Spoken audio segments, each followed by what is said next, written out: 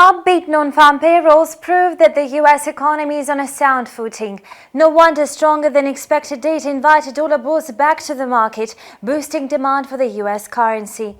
The healthy labor market defied the scenario of a slowdown in the U.S. economy, so investors subdued expectations of a rate cut by the Fed. Today, the U.S. dollar is again trading lower. The Canadian dollar is losing ground despite the rally of oil prices.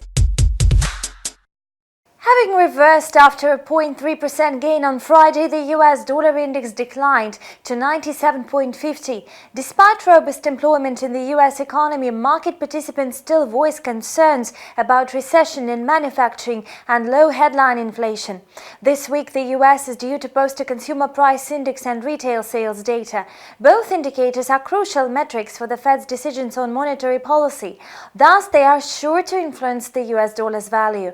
The greenback has been weighed down by worries about an escalation of the trade conflict. Global investors have fretted as more tariffs on China's imports will come into force in mid-December. Donald Trump threatened to impose higher tariffs on popular consumer products. Judging by the dynamic of the dollar-yen pair, traders express risk of sentiment, so they are poised to buy the yen against the dollar.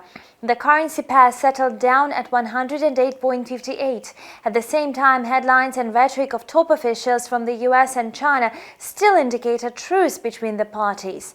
Markets believe that the first phase trade deal could be signed before the deadline of December 15. In this case, the dollar-yen pair could again rebound above the level of 109. The Canadian dollar has been extending a losing streak. On Friday, it slumped as Canada's employment data was much worse than expected.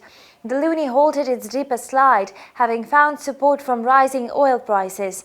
Today, the US dollar versus the Canadian dollar pair is trading at near 1.3253. Investors expect the Bank of Canada to raise the matter of a rate cut, though it will depend on developments in the trade talks in the nearest days. The economic calendar lacks important data on Monday, so it could be lull before the storm. The U.S. Central Bank will unveil its policy decision on Wednesday. The ECB is due to announce its policy update on Thursday. The difference in rhetoric of the two influential central banks will step up pressure on the euro. That's all for today. Thank you for watching and see you back tomorrow.